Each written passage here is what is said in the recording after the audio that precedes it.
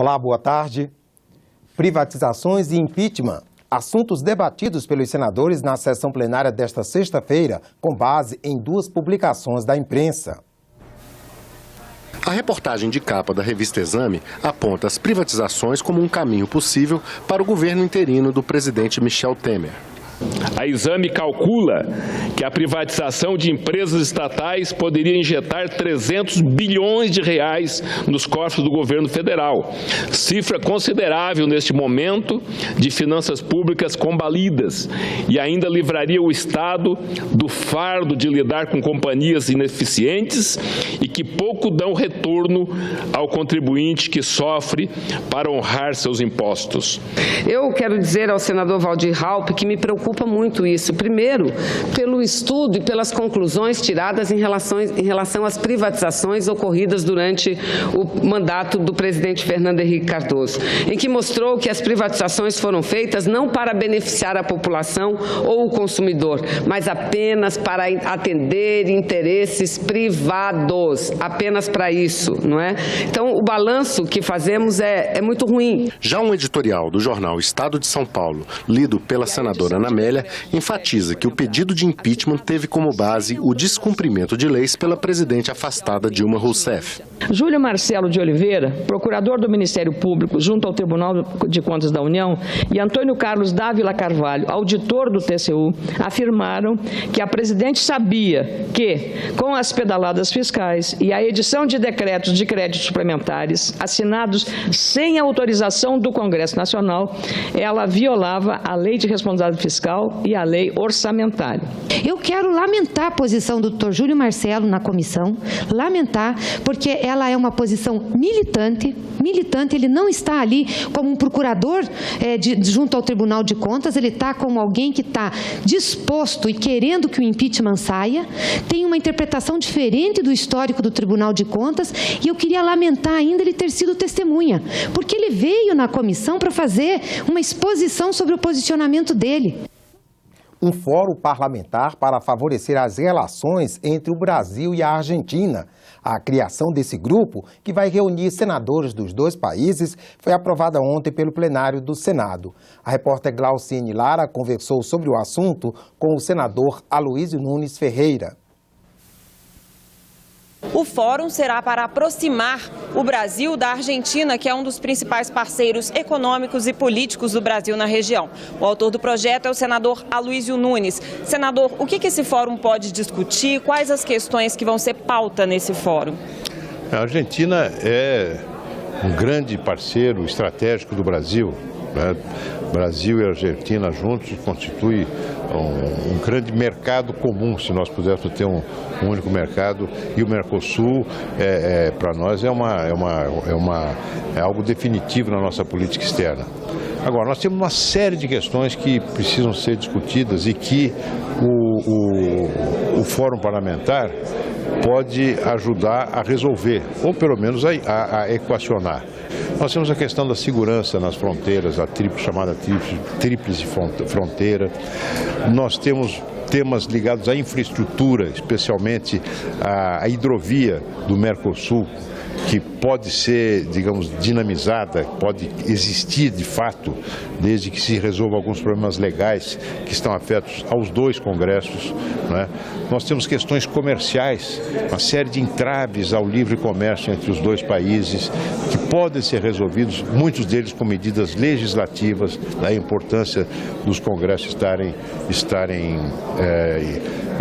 participando das discussões entre os governos, enfim, e todo um trabalho de aproximação cultural. Na área da defesa, outro assunto, outro tema importante de cooperação. Na área da cultura, nós temos uma quantidade enorme de estudantes brasileiros, universitários brasileiros que estão estudando em universidades argentinas. Nós temos o tema da revalidação desses diplomas, que também é um tema da nossa pauta. Enfim, uma quantidade muito grande de temas, e que era estranho que não houvesse no Parlamento, no Senado brasileiro, um grupo dessa natureza, uma vez que no Senado argentino já existe. Às vésperas do fim dos mandatos dos atuais prefeitos, mais de 90% dos municípios estão no vermelho. O descumprimento da Lei de Responsabilidade Fiscal pode deixar prefeitos inelegíveis e as cidades sem repasses do governo federal. Os desafios deste momento foram tema da 19ª edição da Marcha dos Prefeitos a Brasília. Os detalhes você vê no programa Município Brasil, que estreia neste final de semana. Se de agora a gente não fechar as torneiras, enxugar a máquina, dificilmente os prefeitos vão conseguir fechar as contas. Esse já é meu 4º mandato.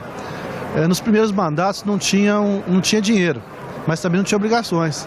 Hoje as prefeituras estão cheias de obrigações e o recurso escasso. Parece exagero, mas não é. Os discursos do Hilário e do Fransérgio são um retrato fiel da crise que consome os municípios brasileiros. A principal fonte de recursos de boa parte das cidades secou. Só no primeiro trimestre deste ano, os repasses do FPM caíram 12%. Já os gastos, a saúde consumiu 7% a mais do orçamento municipal. A educação, 6,5% só para arcar com o aumento do piso do magistério. Sem falar na verba extra para combater os surtos de dengue, zika e chikungunya. Os milhares de gestores que estiveram em Brasília essa semana enfrentaram também a crise política. A votação da admissibilidade do impeachment da presidente Dilma Rousseff no Senado acertou em cheio a marcha dos prefeitos. Nós estamos assim sem um horizonte em relação a quem fazer esse diálogo.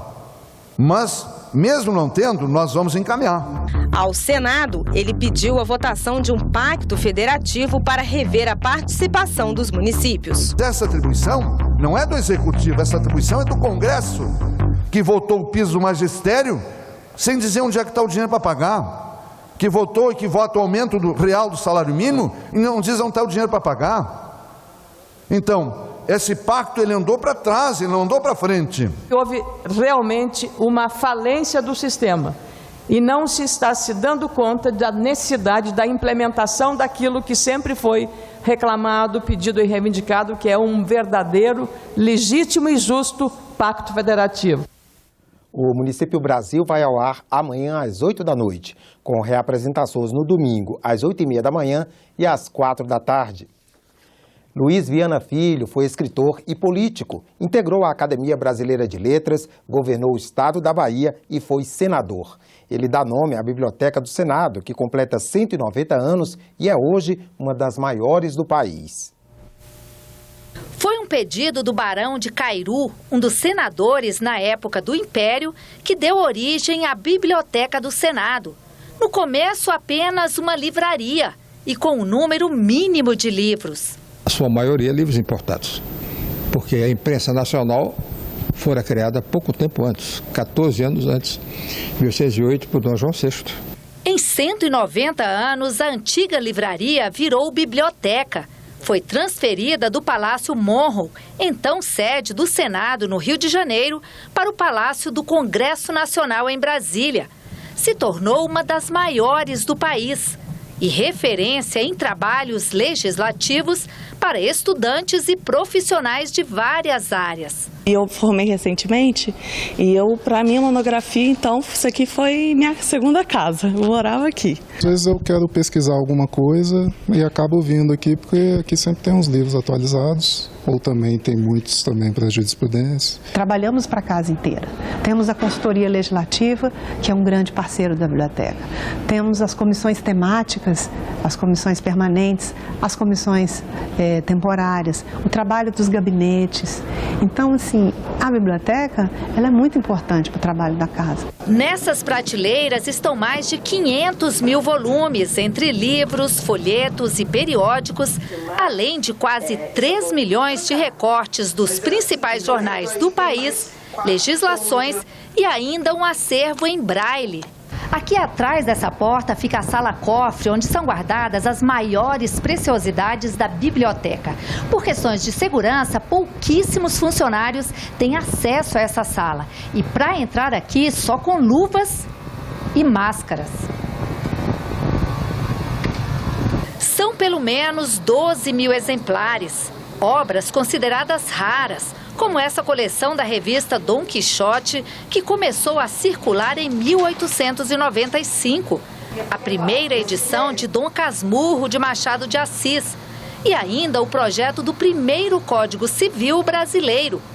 A obra mais antiga e de maior valor é o livro Novos Orbes, de 1633. Uma descrição histórica, geográfica e etnológica da América, de autoria do holandês Johannes de Laet.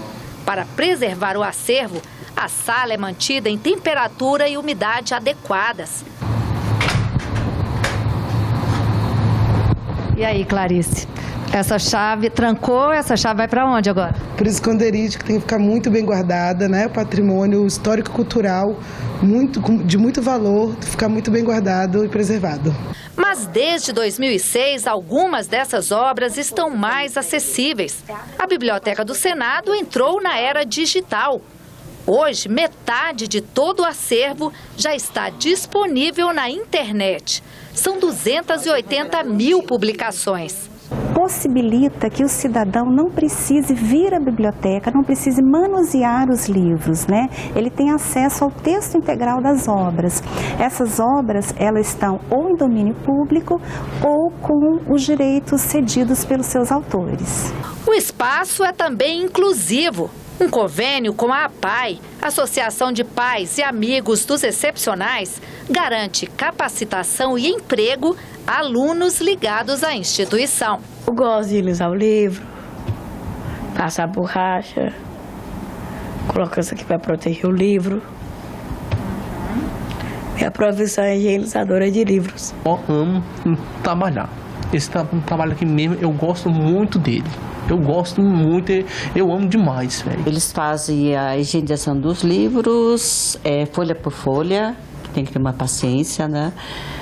Toda a limpeza da capa e fazer a identificação, né? Dos que estão, as folhas rasgadas, os livros que estão com fungos, as capas que estão soltas. Eles estarem aqui de ser cidadãos como outras pessoas qualquer, né, que contribuem, né, com essa mão de obra qualificada.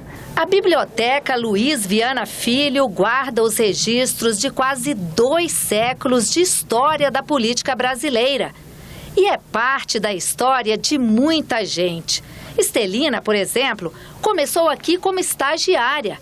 E hoje se emociona ao falar da proximidade da aposentadoria. 27 anos é uma vida aqui dentro.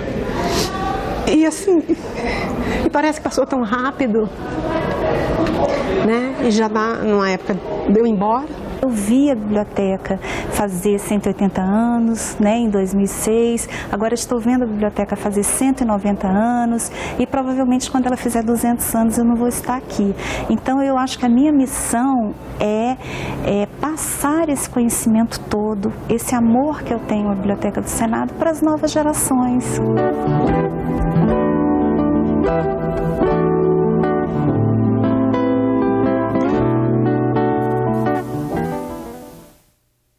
Outras notícias na nossa página na internet, senado.leg.br/TV.